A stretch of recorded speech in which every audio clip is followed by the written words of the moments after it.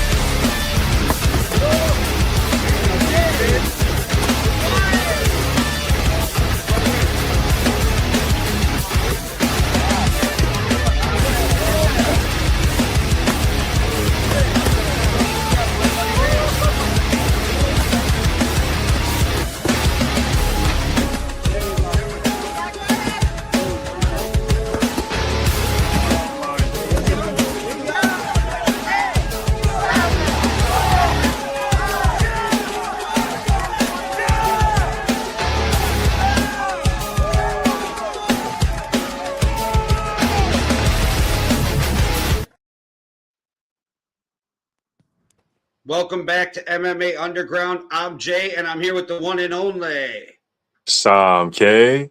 And shit, man, we got a phenomenal guest in the building.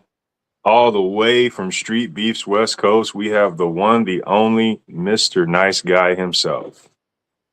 How's it going? Thanks for having me on here. How you doing, brother? Good. Good. Yeah, man. A lot of people don't know you've had a kind of a hair change over the years, but you're in my book, you're one of the OGs to the West Coast, man. I mean, I remember seeing you at the Sandbox. I'm not sure if you fought at that very first event in California or not. There was one, I think, before it was officially West Coast that was just out in the desert somewhere. Right. With the hay bales and the dirt. That was the first official West Coast one, and I was at that one. I fought a guy named Ravage, who now goes by Colossus. That's because right. And he's a big scary monster now. By the Canadian. That's right. Yeah, that's right. So wait a second. We have some history right here. You fought Colossus. You were the first person to fight Colossus. Yeah. Wow. Okay. And talk to us about that. Walk us through that first fight, that first event, desert bound.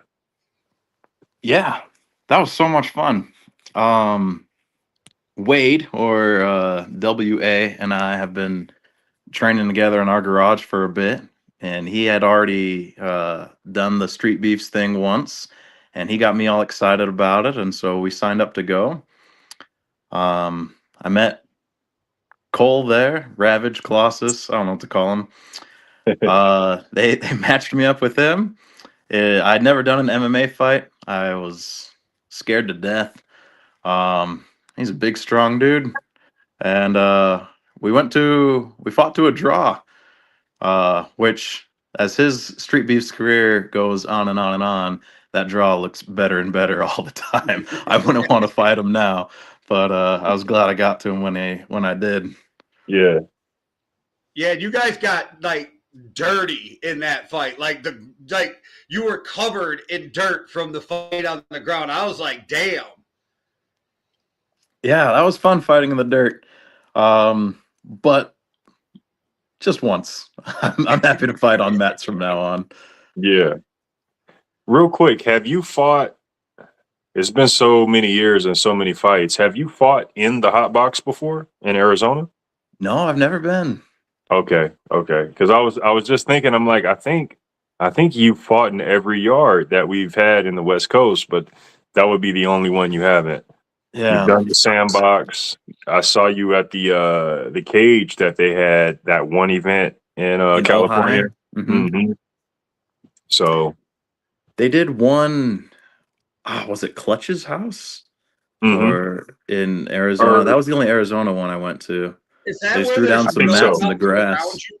Were you just outside in the backyard? Is that the fight? Okay. Yeah, that one. And Yeah, Bushido Zed's hair is short as hell in that fight. Yeah, that's right. That was before he had really long hair. Yeah, you got man. watching your fights took me down a trip of memory lane through Streetbeefs because you go back 5 years, right? So like you get to see it. Like I saw the Canadian and I was like, bro, he don't even look close to that anymore. Like I don't even like. I was like, is that the Canadian? It was wild. Yeah, that was what year was that? Was that 2020? It had to been. That's the first year. Yeah, Okay, yeah, yeah. crazy. We're getting Uh somewhere in the Jeez. boxer in full effect. It's yeah. crazy, man. Not everyone knows that we've had so many different yards in our within our own branch. And I wanted to know which of the yards that you fought in did you enjoy the most? Oh, there was something special about that first one. With the hay bales and the dirt. I as much as I appreciate the cage and the mats that we've got now, it's like I love the events we've got to now. There's something special about hay bales and dirt Yeah, that just brings it that backyard vibe. That was just a lot of fun. For that to be my first Street Beefs event, I think I wouldn't trade that for anywhere else. That was a lot of fun. But I feel like it is a Street Beefs staple that to have a cage that gets swung open whenever some heavyweights crash into it, and everyone's got to lean up against the cage somewhere too. And so uh, especially that it's not a door. Street Beefs event if the cage doors aren't flying open mid fight and everyone's holding them shut. So. Facts, facts. uh, what do you think of the current cage now? You fought recently at our 5-year anniversary, so you Mhm. got to experience it. What were your thoughts on that cage? It's great. It's lifted up, which makes it nicer for everyone to spectate. The mats are good and grippy in there. I don't remember slipping or sliding. Great for the MMA guys to not have sand in their eyes anymore. As fun as it is to wrestle in dirt and it looks cool. And the worst part was just when people got sand in their eyes, Yeah, and not having to worry about that anymore is nice. facts, facts. So if I'm not mistaken, you fought MMA, boxing, and kickboxing.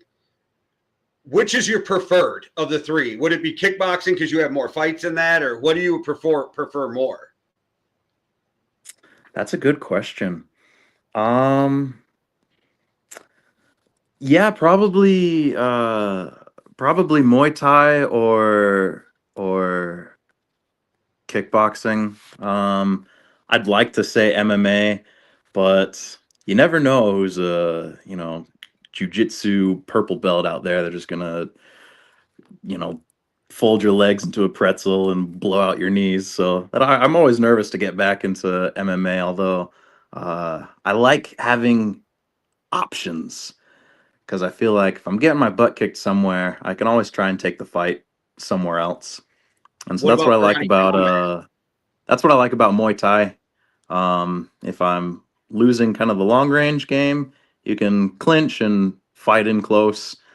Uh, so yeah, the more options, the better. Would you do the karate combat? Absolutely, yeah. That sounds super fun. I don't have a gi though, so I'd have to borrow one. I could definitely see you doing karate combat, and being a dominant force, man. Yeah, I don't know who else in my weight class would do it with me. I don't even know the rules of karate combat, to be honest. I just know that it's like kickboxing, but you wear the MMA gloves, right? Basically. Yeah, And there's like a 3-second ground and pound rule. that's So right. you can do a little bit of ground and pounding, as long as as long as you're in motion and everything. But yeah, it's basically just stand up, no no elbows. Hmm. I believe with the knees, it's similar to kickboxing. You can't hold the knee. Mm. But yeah, it's pretty cool, man. I definitely thought about it a few times myself. Um, but I felt like, why take the elbows out of it, you know? Yeah. But yeah, and then also too, you don't have enough people actually signing up to do that. If you look at it, it's basically the same several heavyweights, competing against each other in that. So maybe it takes somebody actually just voicing it and saying, hey, this is what I want to do. Who wants to do it? But who knows, Sure, sign me up. I'm down. I'll fight one of the heavyweights too. They're I like fighting bigger guys because it means my cardio is probably better. You know There what you they go. say. Him and Shinigami, since Shinigami had the detail head kick, the same event he fought Colossus, like full circle, Streetbeefs West Coast. There you go. There you go. I mean, Shinny kind of does need like a fight before attempting to get that trilogy with Ryu. I mean, Oh, is you're that their no plan to run it back? I know from what I've heard from Shinny that he was like that. Uh, Ryu's kind of just like, I've already beaten you twice, So, and you're no slouch. So I would think, someone like you matched up with Shinny, that might just be something Ryu's interested in if Shinny could get the dub, but that's a tall order. Yeah, That's a that could be tall fun. order. I'm down for anything, honestly. When Mhm. I sign up, well, I'm really bad at getting on Facebook. I have Wade sign up for me. I tell them just put everything on there: MMA, kickboxing, Muay Thai, boxing. Just whoever they sign me up with, they can choose what we do. I'm easy. I Yeah. just like to compete. You can see how much you enjoy it too. The smile is legitimately real when you talk about it. Yeah, Oh it's yeah. fun. Literally, you type in the word Mr. Nice Guy and a picture of you smiling shows up. You're the epitome of your fight name. So we got to ask, bro, like, how did we come up with Mr. Nice Guy? Oh, yeah. When I signed up for my very, very first fight, it actually wasn't a Street Beefs fight. It was a sanctioned Muay Thai event um, in 2019. And they said I needed a fight name. And everything I came up with just sounded kind of pretentious. All my attempts to sound cool, I was like, man, I'm not that cool. I'm not that dangerous. Um, and then I remembered one time when I was 6 or 7, I learned about talents in church, right? And I asked my mom when I got home, I said, Mom, what's my talent? And she told me that being nice is a talent. And I was like, you know what? That's my talent, I guess. Being nice. I'm Mr. Nice Guy. So Okay. that's what I settled with. Hey, fitting, fitting. Yeah. I like to think it's a little bit disarming too. I've been really lucky. Yeah. Everyone I've fought so far has been super, super friendly. I always make a point to go talk to my opponents before the fight. It helps calm my nerves. But I also feel like maybe if I can be friends with them, they won't hit me as hard. Use that little psychology on them, Yeah. huh? Free Smoke asked, and I was going to ask this, so we might as well get to it. How'd you come up with the intro line? Oh, be a lover, not a fighter, but be a fighter too, just in case. Yeah. Yeah. I don't know. It makes sense. I'm a does. non-violent person by nature. I really don't like people getting hurt. I don't like real fights at all. Like I don't like watching street fights. Um, or real legitimate people angry at each other kind of violence. But I love the sport, and I think it's important for everyone to know how to fight and how to defend themselves. But of course, if you can talk your way out of it, and if everyone can all just get along and be nice, that's preferred. But be a fighter too, just in case, you know. Absolutely. No, that's real facts, though. It is. It is. I think even if we had like a perfect utopia type of world, like why not still have martial arts and why not excel in it? You know, why not still learn how to fight and do this and do that? Like, you know what I mean? Like, why not? You know? I know 100% what you mean. It's probably one of the top 3 things I've done for my mental emotional health is learning how to fight and competing in it. I could agree, man. I could agree. What do you feel? What do you feel fighting or martial arts? What do you feel it's done for you the most? I think it's helped my confidence, as cliche as an answer as that is.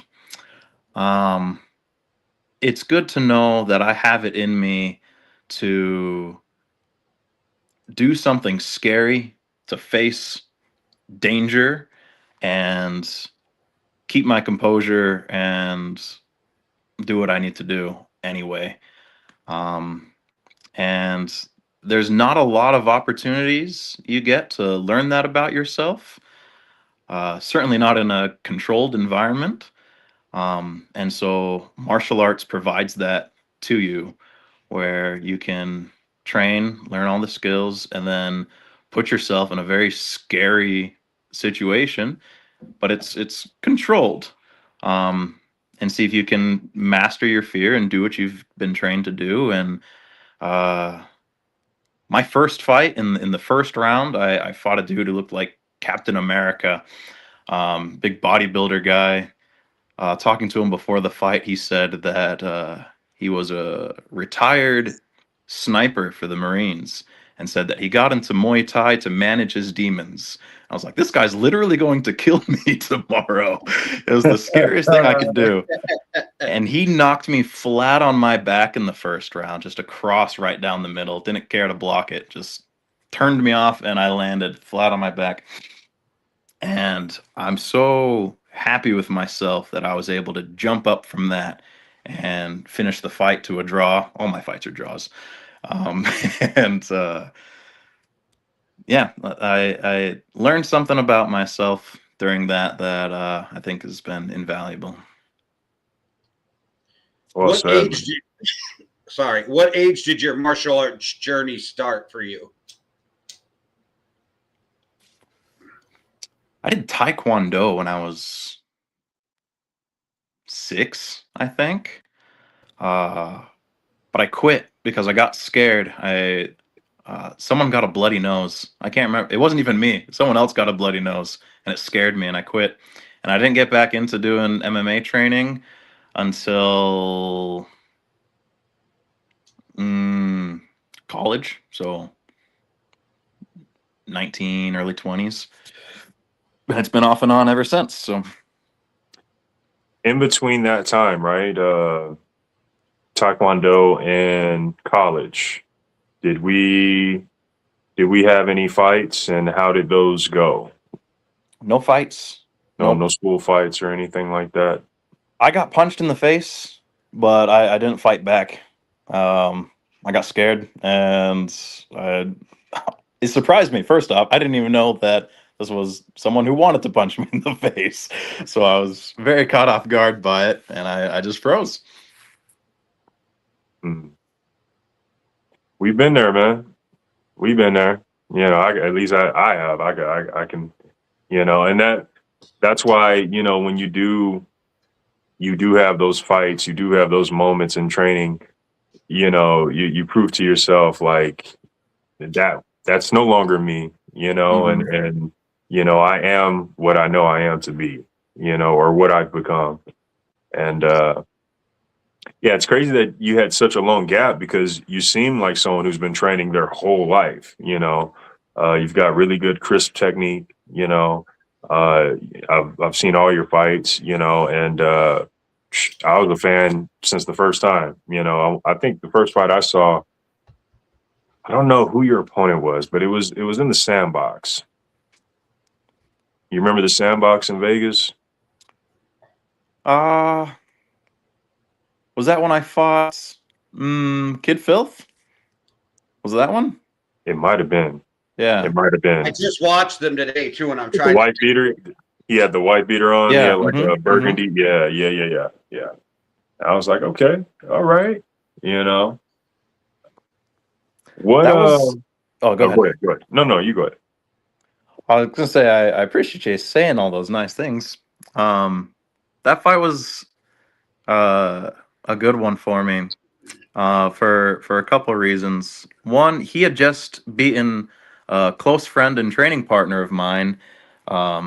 He went by Blackout in Streetbeefs. He had 2 fights, and he had beaten him in the first round. And he actually called me out. He wanted to fight me, and I was like, "Yeah, great. I'll get one back for my buddy Nate." But on top of that, that is the time in my life where I had been training the most and the most consistently. So I felt unstoppable. I was like, I don't think anyone can beat me today. And then just a month before the event, my ex-wife at the time, told me that she wanted a divorce. And so all my training came to a screeching halt as I tried to figure that stuff out. And it was a very difficult time.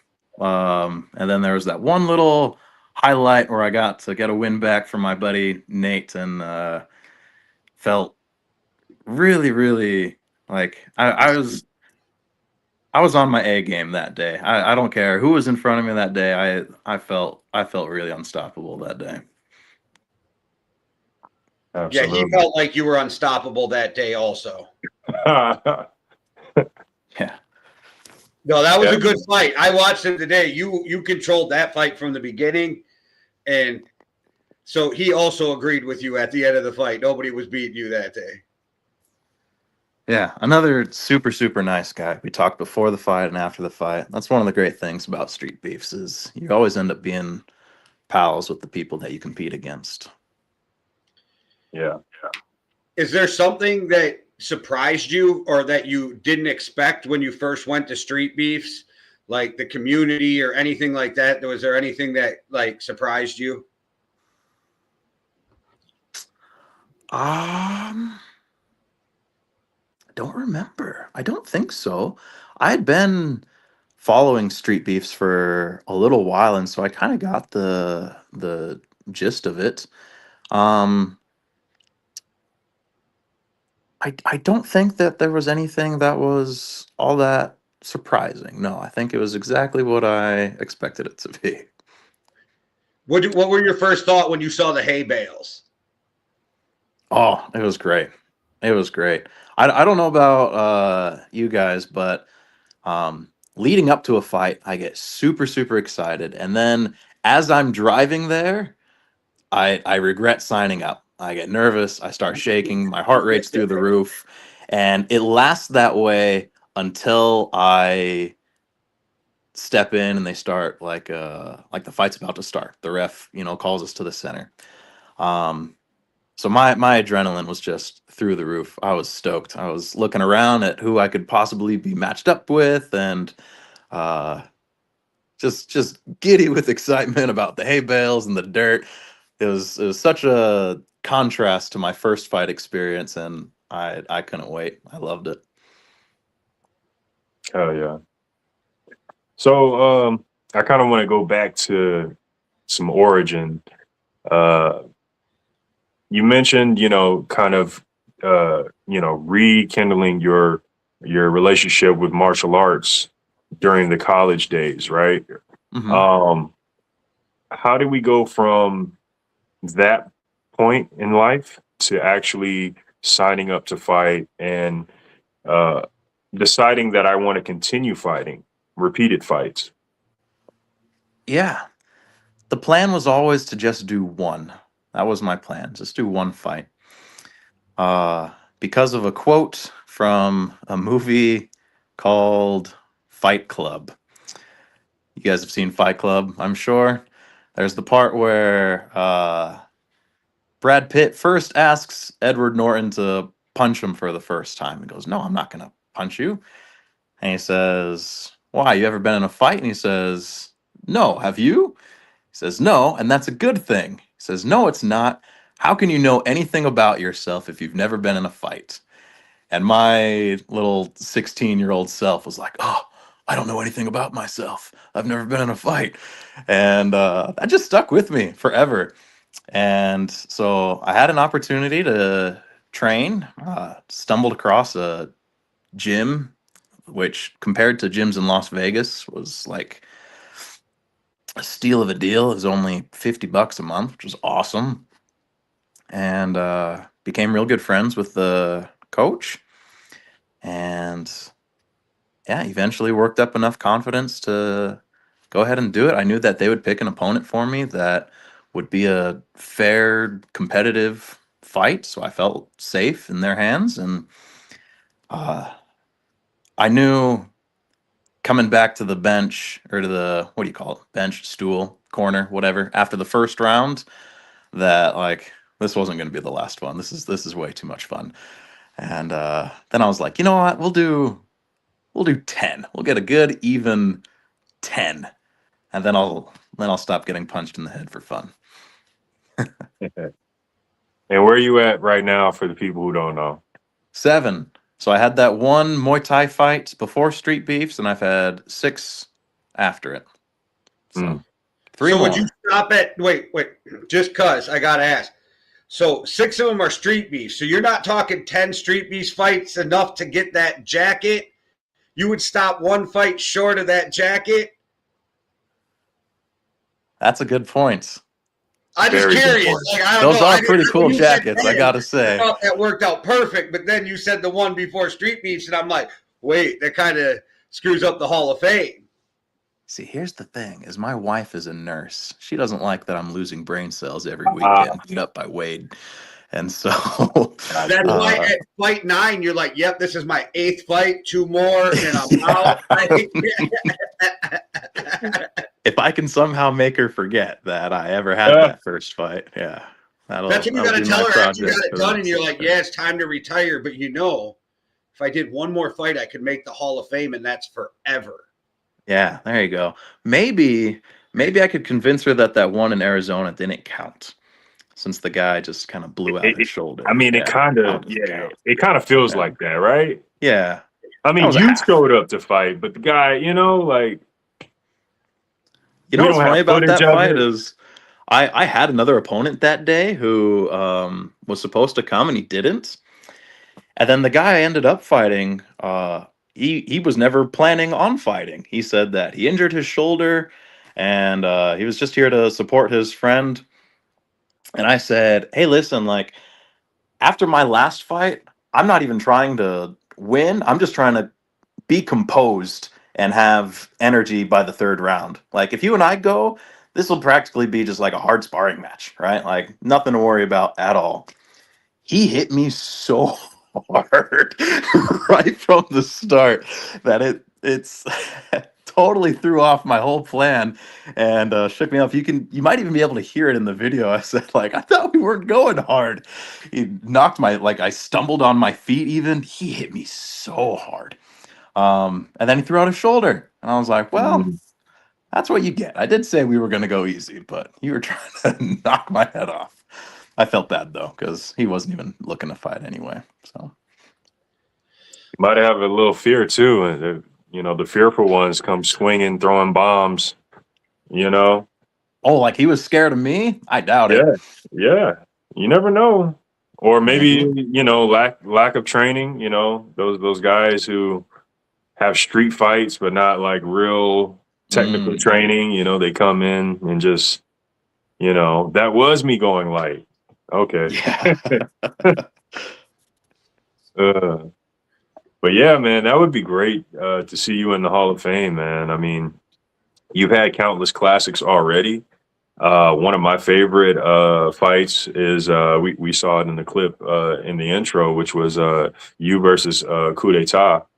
Um, Big fan of his as well, and Me you too. guys banged it out, man. No Sean Combs. Uh, yeah, man. Do you have a favorite fight of yours? Uh Honestly, that one was a lot of fun.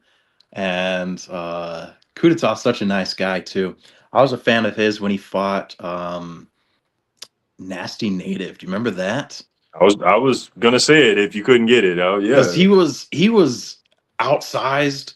He even seemed like, to an extent, like outmatched. Nasty Native clearly had some more like professional training, but man, he bro. just Just brawled it when he out with came them. in with And that headpiece, when he came yeah, out with yeah. the headpiece alone, I'm like, oh, fuck. So when they told me I was fighting Coup d'etat, I was like, I can't win. Nasty Native couldn't knock him out. I haven't been training for like months. I don't have the cardio to go 3 rounds with him. It's like there's no way I can beat this guy. And I didn't. We went to a draw. All my fights go to draws. But you can hear it also in the first round. He he laid on. He stepped on the gas and never let off. And partway through the first round, I was like, I can't do this for 3 rounds, dude. You got to slow down. And he didn't. So Yeah, he, he's a he really monster, pushed me. man. That was a fun fight. I'd if does he still fights, doesn't he? It's been a while. It's been a Oh, while. It's been over a year and a half for I'd sure. love to run that one back with him. And I really need to. I'd love to rematch Nobody, and not hit him in the nuts so many times. 3 biscuit And shots. Let's talk about that fight. That was you versus Nobody was the match at the 5 year anniversary. mhm. It was a hell of a fight as well. But like you said, there were some nut shots, and by the end of the fight, there was a point deducted, and Nobody had won the fight. So my question is, do you feel as though he won the fight? And do you feel as though the point being deducted played any role? I think the point being deducted absolutely played a role. Um, During the fight, I wasn't too disappointed with the decision. It was another, like I said, that I'd been training off and on, and that's really been my story where I haven't been consistent. And so part of taking that fight was to get me to start training again. Leading up to it, my only training had been in Wade's backyard once every other week for about 2 months. So I was really unconditioned. I was heavy too. Like 217. It was the first time I weighed more than my opponent. See, it's bad luck to fight someone smaller than you. Um, and when I went back and watched the fight, I was like, oh man, there's nothing on those punches. I'm just throwing them out there, but I'm too tired to actually do anything. And I think that played a big role in all the low blows too. I think the last one, especially after I said, I won't throw any more knees, I promise. Then I teeped him right in the nuts. And I could tell, like, I was too tired to pick my leg up high enough to teep him in the chest or in the gut. So I feel bad. And he told me too that he was coming off of like a layoff of not really training. And I was like, dude, I didn't train for this. You didn't train for this. Let's do it again. Let's do it right. And he said okay at the time. But I'm not on Facebook, so I have no way of reaching out to him. So Maybe this will get through the grapevine to him somehow. Yeah. Nobody, we got to run that one back. I That'd be promise. great. No knees, no teeps. It'll be round kicks only. So there's no chance of getting hit in the nuts. None. I dig it, man. That would be a great rematch right there, as well as the coup d'etat. Very close fights, and big names, big punchers, big kickers. So I'll hit up Nobody and see what he's looking like next year. Yeah. I wonder if he'd be willing to do an MMA fight with me too, because I first saw him at the Ojai event, and he did an MMA fight. And I remember thinking at the Ojai event, I'm like, me and him will probably fight one day. And we did. So yeah, that'd be a lot of fun. Another super, super nice guy, talking before the fight and after the fight. I tell you what though, my face looked better after that fight than any of my other fights. But I couldn't grip anything for a month because of him kicking my elbow so bad. Ooh. You can hear me talking about it in between the first and second round. Like, he kicked the crap out of my arm. Yeah, so I don't even see it happen in the video, but man, he hit me so hard. So quick confessional, right? Yeah. We sparred a couple times. We sparred like a week or two ago, and then maybe 2 weeks prior to that. You and Nobody? No, me and you. Yeah. At Wade's. And I call myself either blocking or trying to catch one of your kicks. When I say my forearm still hurts from like a month or two ago. Like this had to have been about 2 months ago now. Bro, I know exactly what you're saying. You catch it on the right spot and it messes you up, huh? Man, for a while too. Mm-hmm. And I have a very active job where I'm grabbing things and carrying things and lifting things all the time. And my clients were like concerned. They're like, why are you always making that face whenever you grab something? I was like, because my arm hurts. Gotta love it, man. The damages of war. Yeah. I was watching that fight, and at first I thought Sam K was cornering you. And then I was like, oh, he's just standing over there watching the fight. But you were so close to him at the corner. I thought you were cornering him for a second. No, because see, like, I'm there physically in support, but there's nothing I need to say Wade is right there. And then I think on one or two occasions I've seen like either your brother or your coach with you. And, when I see someone like directly tied to someone, like I'm not needed in that way. You know what I mean? Like, yeah. Wade is phenomenal, does phenomenal corner work. And then, and he, they train more directly. And he'll know what to say quicker than what I would in terms of specifically kickboxing. I may tell him this, I may tell a fighter in general something that. Where's my jab? Well, just to put it in context, right? I told a guy one time, and I'm cornering this guy, and I don't mean nothing by it, but I want my fighter to win, right? So I'm like, and this is an MMA match. These two guys are on the ground, and out of nowhere, you just hear me say, knee him in the spine. Knee him in the spine. And all of a sudden you hear Isaac Free Smoke go, no strikes to the spine. And I'm like, and it made me realize, like, bro, what am I saying? Like, I'm telling this dude to kill somebody. So sometimes you got to know when to just shut up.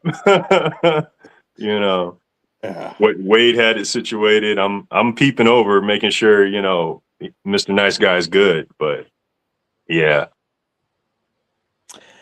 I gotta be honest, I never remember what's said in a corner anyway. Yeah. I'm breathing so heavy, and I'm just like, I've just been punched in the head a whole bunch of times. I can never remember what's being said in the corner. Just having someone there, that you know that you can, who's got you, who supports you. That's really all it's for, you know. Yep. Facts. And it definitely plays a role, especially when you don't have a corner or, you know, those people, those specific key people. You know, it plays a role. So how soon can we see Mr. Nobody back in the ring? Mr. Nice Guy. You're mixing up names now. I surely did. I put them both together. It was impressive. I fused them together. You know what it is? Mr. Nobody is a character from Fast and Furious, and you know I'm a movie buff. It slid right out. I'm sorry. It's why it's why it made sense to me for a second now that you said that, though. Mr. Nobody would be pretty cool if Nobody and I could do like the fusion thing from Dragon Ball Z. Come out as Mr. Nobody, we'd be unstoppable. Yeah, if we ever did tag team matches, pretty cool. When I was just talking about this with a buddy, you never got to meet Manny, did you? Manny used to come train with us at Wade's place. He's never fought for Streetbeefs, but he wants to real bad, and he moved to Reno, and he was just texting me yesterday saying that he wants to compete.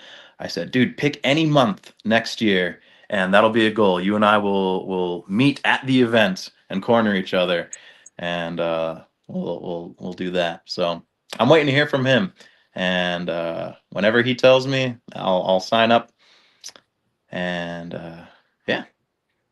That's what's up. Looking forward to it. I get antsy when it's been a while. Mm-hmm. Like I think it was, when did I fight Coup d'etat? Was that 2 years ago or 3? It was a while ago. I feel like it's 2, and I feel like it's about 2.5. 2. Yeah. I don't like not competing. I enjoy it too much. So I get real antsy. I want to get back in there. Anyone, any of the new fresh fighters catch your eye? Because you know we always have a new roster every year. Yeah. I gotta be honest, I'm terrible with names, but there is one name that is seared into my mind now. For some reason, I've never seen a Broke Mark fight until that last event we were at. Okay. I love that guy. Monster. How many punches did he throw in that fight? Like 500? It was incredible. It was incredible. I was like, I wanna be Broke Mark when I grow up. And he's a super funny kid too. I think he posted today. He was just in another fight. He fights in other organizations all the time. Yeah. Crazy. He's a monster. Yeah, I just need to throw 1,000 punches a day, and then I'll fight like Broke Mark, and that'll be awesome. He hit me up on one of my sparring videos, and he was like, "Hey man, we should spar next event." And I'm like, "Sounds good. 1 30-minute round. Sounds great." He's got the cardio and the volume, man. It's how much wild. Does he weigh though? He fights at 125, 130. Oh my gosh! Yeah. Okay. No, he moved I still up. wouldn't fight him. I'd be scared to fight him. He just never gets tired. How do you beat that? He moved up, I believe, to 130, 135. Yeah. Crazy. Yeah. Crazy. Yeah, I don't think I hit hard enough to knock anyone out. So, and he'd just outvolume me. Yeah. Don't say that, man. You just got to hit the right button, and it hasn't happened yet. The clip we just watched at the start of this. If there ever was a time to knock someone out, it would be when Kid Filth was just standing there letting me chop his legs, and he had his hands down. I hit him as hard as I could, and it did nothing at all. So if ever I had a chance to knock someone out, it was right then. Yeah. I don't even wear wrist wraps, and anytime someone's like, "You don't wrap your hands for a fight," I'm like, I don't hit hard enough to hurt myself, let alone anyone else. So I went off of volume, or at least I try to. So I mean, I don't know, man. Them combinations be looking painful. You know, just from the outside looking in, I know when we spar, we go light, but like in your fights, those combinations look crisp and painful. You know.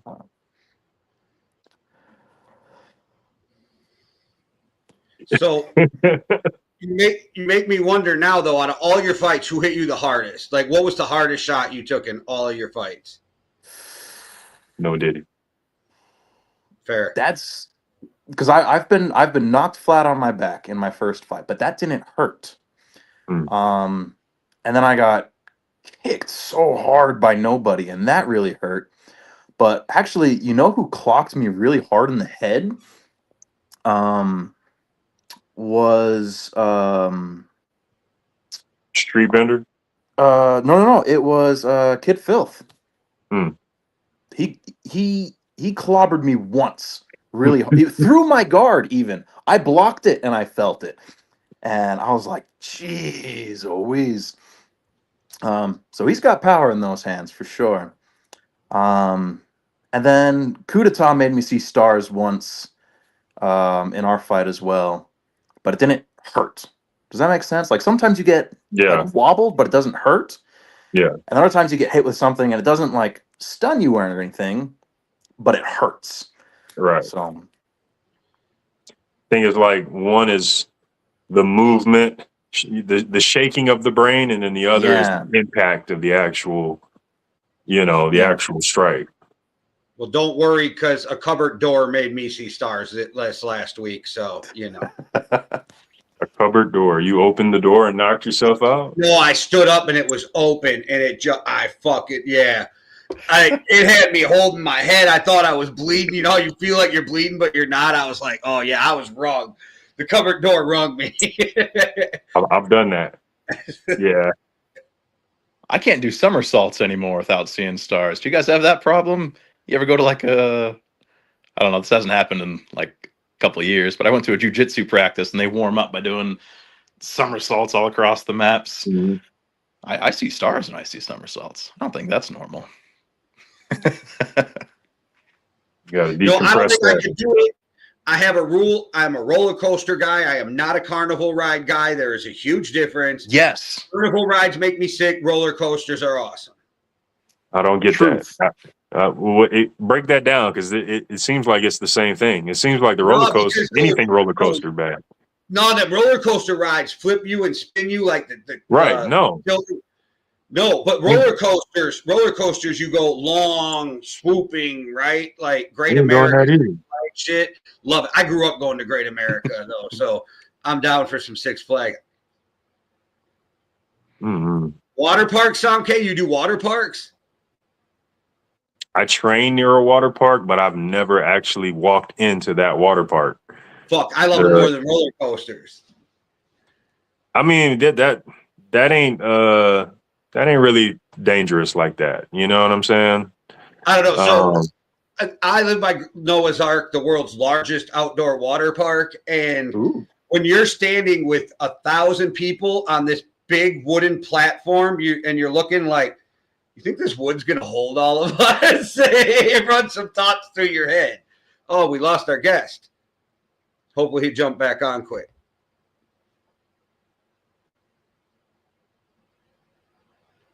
Nah, you said platform, and that means there's a balancing. And I mean, like, it's stairs you got to walk up, like all these stairs, and everybody's on it waiting to get onto the slide.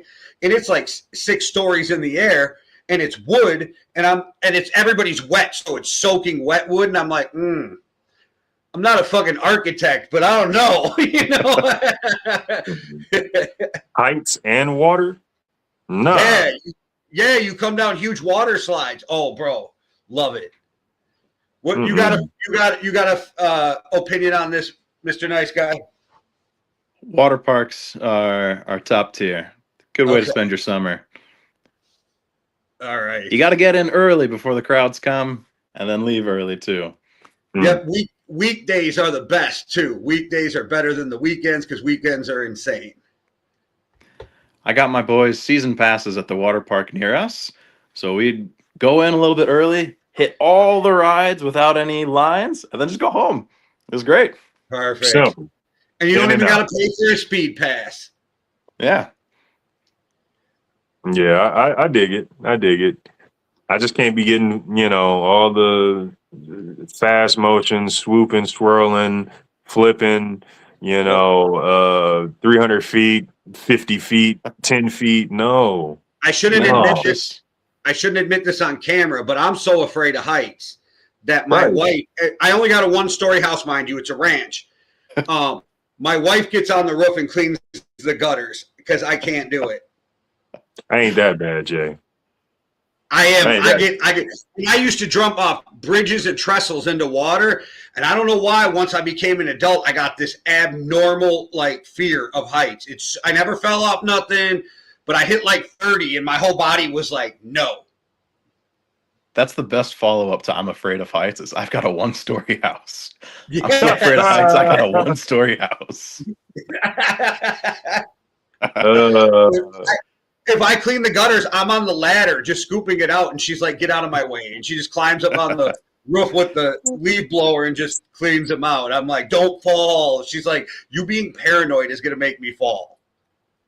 And then for context, right? Let Mr. Nobot, Yeah. let Mr. Nice Guy know your height. Oh, I'm on a good day 5'9". I feel like you was taller than that. No. You On a ain't good day, 5'9". I'm 5'9". He about 6'1". Oh. Tall people, Right. tall people. I'm just saying, tall folks, we be some of the scariest people when it comes to heights. Huh.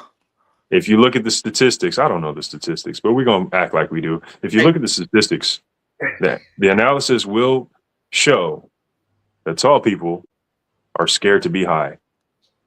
I'm going to ask my robot about that.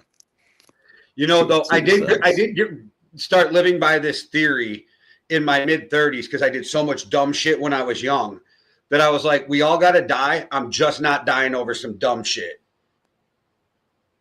Like I bungee jumped when I was younger. Never would I do that now. Yeah. Smart. I got an irrational fear of heights at 30. It was so weird. I was like, I can't do this anymore. I'm literally petrified. Hilarious. I don't even like elevators anymore. I'll still go on them, obviously, but I'm like, man, I think about all the shit that can go wrong. I think it's because I watch crazy TV shows. That's probably it. Movies for me. Speed. Y'all remember Speed? Yes. The first scene was the elevator. Yeah, first scene was the elevator scene. No, we're not when getting I was stuck in high school, Sandra Bullock was like my high school movie crush. Sandra who? Bullock. I just needed to hear it again. Is it that Midwest accent again, like how I say Las Vegas? All right. Yes, Sandra. Yes. It's not fun. That's my wife's name too, is Sandra. But the funny thing is, everybody tells me I say Las Vegas fucked up, and I go, how should I say it correctly? And they're like, nah, it's just how you pronounce it, bro. I'm like, what do you mean? You can't fix it, but you all tell me I say it fucked up. It's the Y. You insert a Y, and there's no Y in Vegas. Las Vegas. I don't know. I don't hear that it. was pretty normal. That was pretty normal. I'm gonna record myself and just start practicing. I'm gonna. You say they. You say they. You put emphasis on the they. It's right in the A. That comes from that. Yeah, because we're so close to the Canadian border. There's still the farther north you go. My cousins say A after everything. You want to go to the store, eh? I live down south, and they have something similar down south. Everyone has their twang. Yeah. Mr. Nice Guy. Do you have a favorite location in which you fought? Location?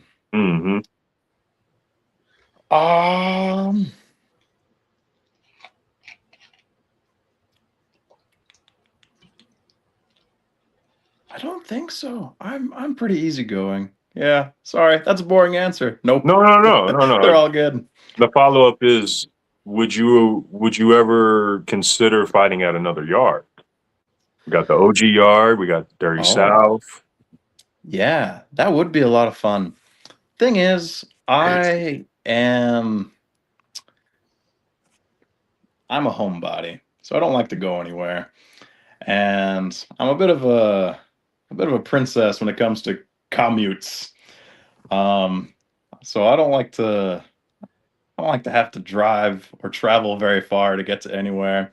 My wife makes fun of me because she's only lived in the area for 2 years now, and she knows how to get to more places than I do, and I've lived here my whole life because I just stay in my little bubble, and I'm happy here. I'm content, and she drives all around everywhere, and yeah, so it would be super fun. Um, I'd have to get like a group of people and all go together to. Yeah. I don't know.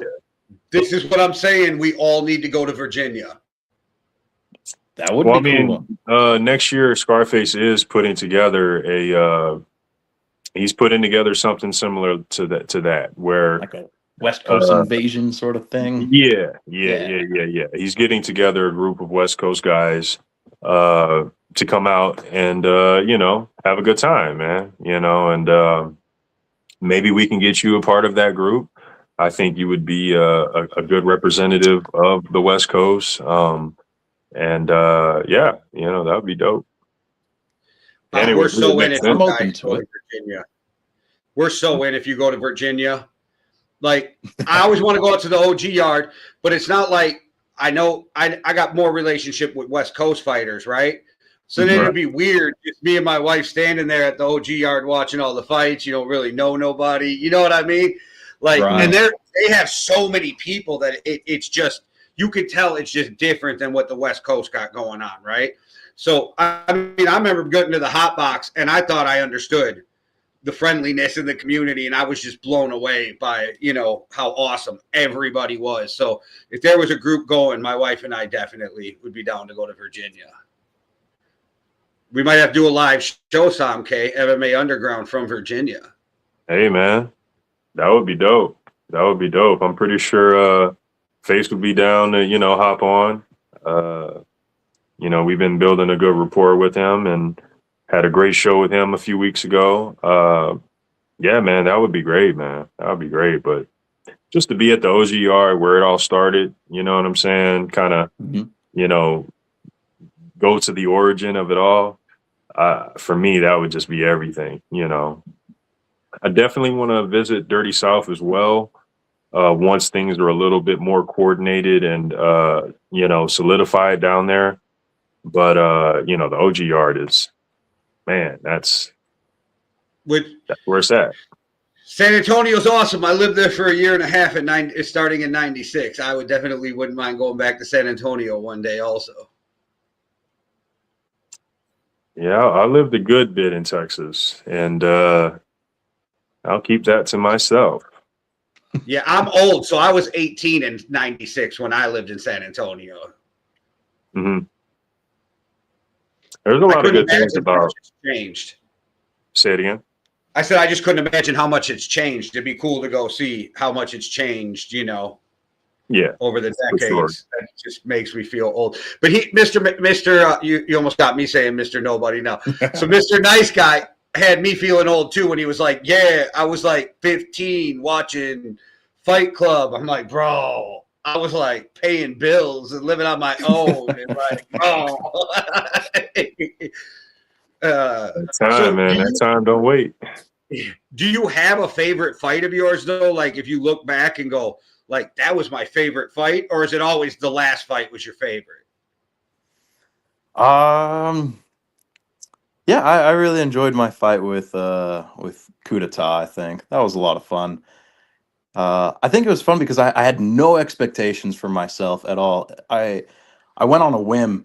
I hadn't been training at all, and Wade was like, "Hey, they've got an event coming up. You want to go?" I was like, "I guess so. Yeah." He's like, "Okay, great. We'll get you an opponent when you get there." I said, "Okay," and it was just a lot of fun. And it was a close fight too. I like close competitive fights. All my fights are close. They all go to draws, but That one was a lot of fun for me. Very competitive. And shout out Wade. Shout He's out a- Wade, man, because Wade he's done a lot for a lot of us. And you know, he doesn't get enough credit, I feel, for the things that he does, you know. Have you guys So had him on before? I've tried to. I've tried What the to, heck, but Wade? this is sparring time. Oh, This is sparring time, right? So yeah. this is why I'm not over there right now. Because I'm doing the show. But one day we'll get him on one day. We'll get him on one day. Yeah, I gotta That's get Wade on definitely here. definitely in the plans. Do it That's from that my, beautiful backyard. you know, and I actually thought of that one time, like maybe going over and shooting after a spar session. We're already there, you know, and you know, depending on how he feels about it. I haven't mentioned it to him yet, but you know, we'll You all see. decide, but we can always do something pre-recorded and air it, or we could have a special episode, anything.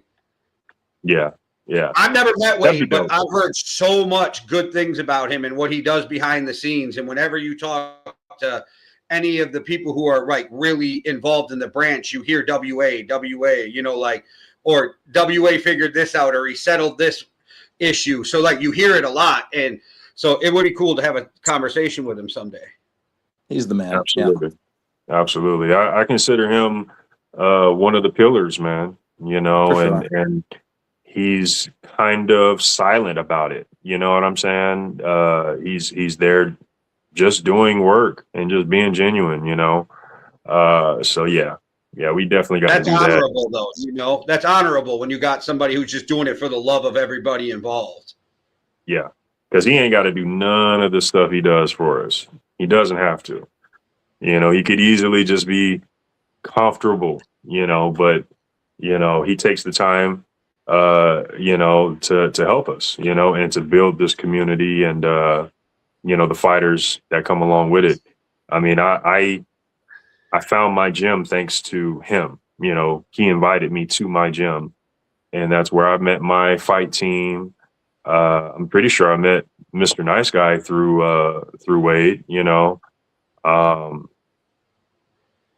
think I got to my first event through Wade. So yeah, you know, it's crazy. See, these are the stories, though, right? That they're great for the podcast. Like Mr. Nice Guy, really nice guy, goes in there, tough as nails. You like talking to him. I'm not even sure I would expect him to be a fighter. And then you watch his videos and you're like, oh, he'll punch you in your mouth if you get out of hand. And then, you know, you hear stories about like Wade and different people who like genuinely good people who do good things for the community. That's the shit I love about Street Beefs. Facts.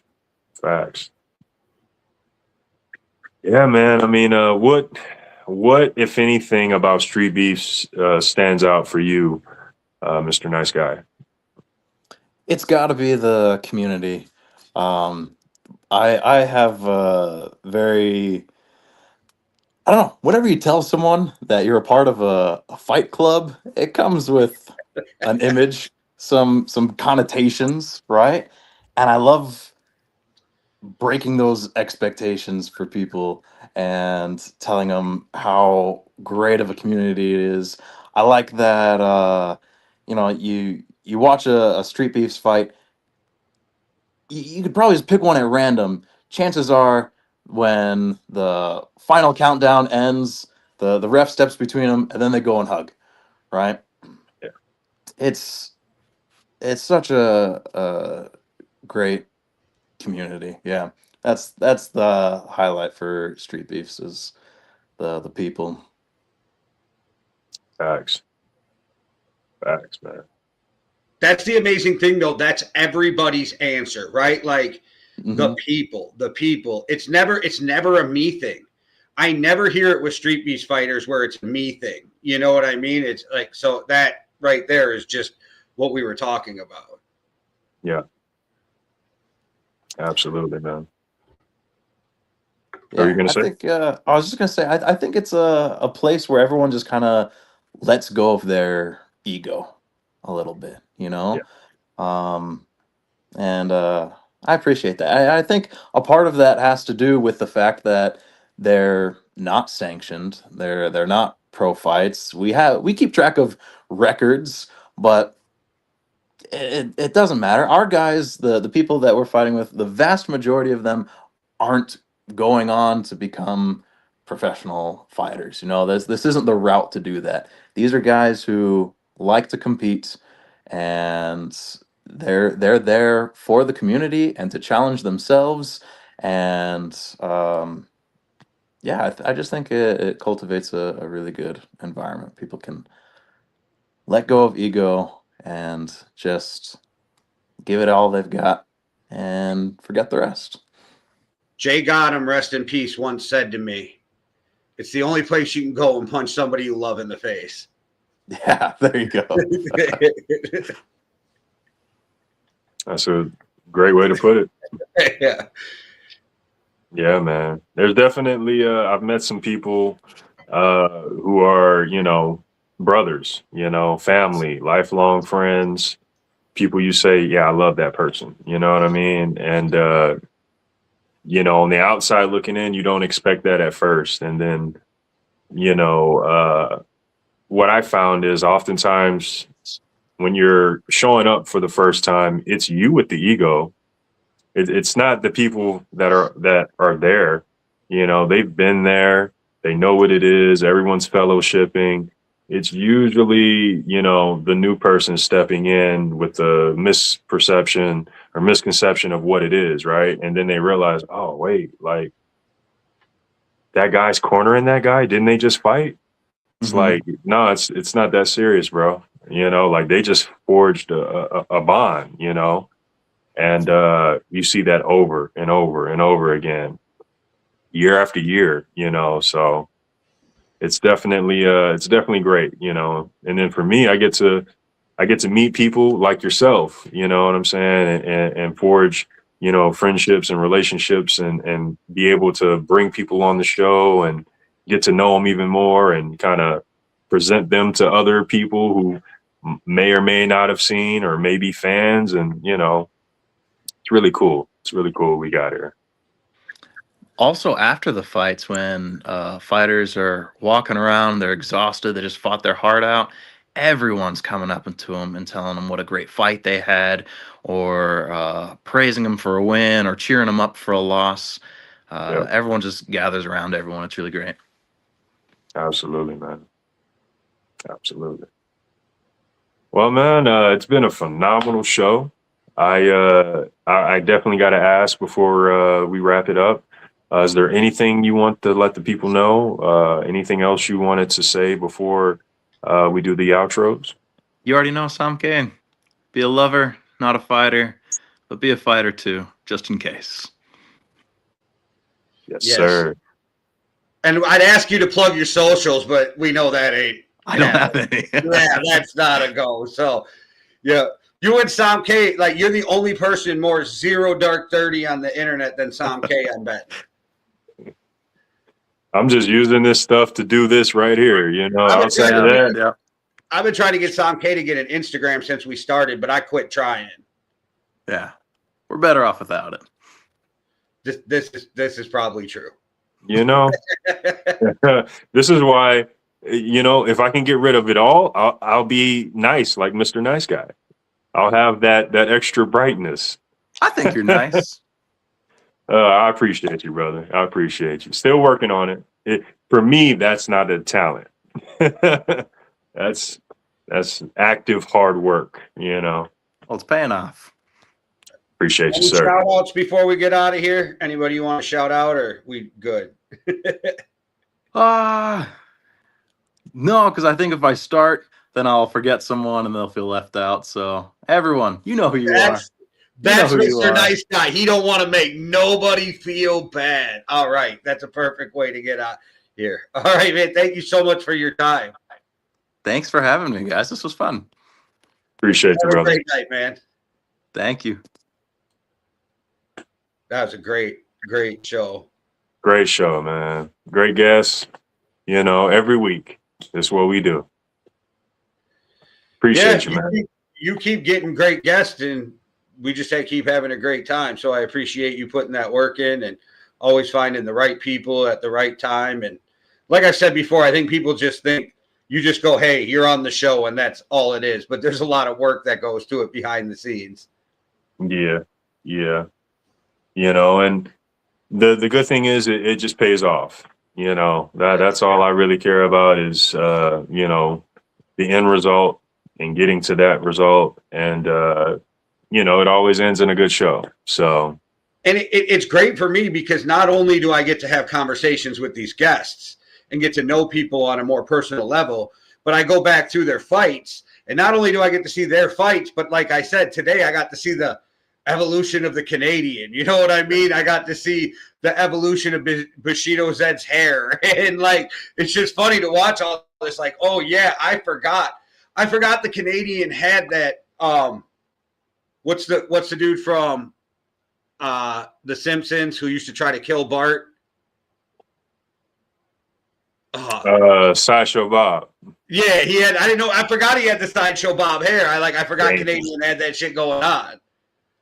It's crazy because these fights really are like time capsules. Yes. You know what I'm saying? When you brought up me being in Mr. Nice Guy's corner, like I witnessed that today as I was watching the fight back, and I was like, oh, I do remember this moment. There was another fight where you were in the ring at the end of the fight, and I'm like, oh, look at Sam K. He got his button-up white on. He got some khaki shorts on. So, yeah, you get to see, like, all different people who you haven't, like, you see the evolution of people just in general. Yeah, it's pretty cool. And then to watch those 6 fights, but there's a 5-year, like, time capsule, like you were saying. So his first fight or two, he's got the long hair, right? Yep. And then, like, he's got short hair, but you could tell he's more fit now also. Right. Yeah, so you see the evolution. And then the fighting, like that fight with Mr. Nobody, there you got me. That fight with Nobody, like they went at it. Yeah. It was, in all his fights, man, you really get to see some bombs being thrown. And,